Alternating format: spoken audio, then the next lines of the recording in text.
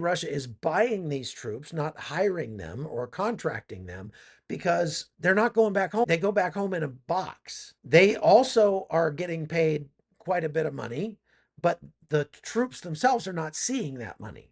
The money is going in large part to the government of North Korea. And Kim Jong Un has realized this actually solves multiple problems for him. He's got too many people to feed, and people are starving in many parts of North Korea. And so if he ships these people off and sells them to Russia, basically as slave, not laborers per se, some of them are being used for labor, but as slave soldiers, these guys are going off, they're fighting for the glory of North Korea, they're being killed, and they're coming home in boxes.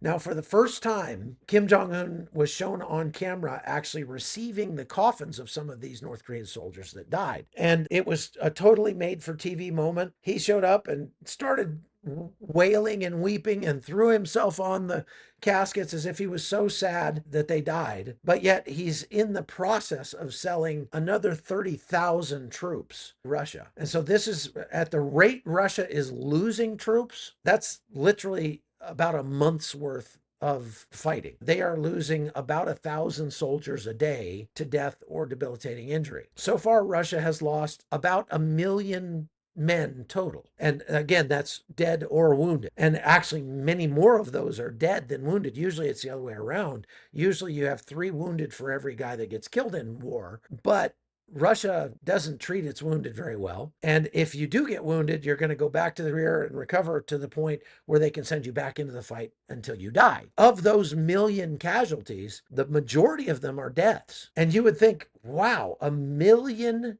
dead Russians. That is hard to even fathom. That's got to be the kind of thing that would end the war, that Russia would just say, this is unsustainable. We can't keep losing guys like this.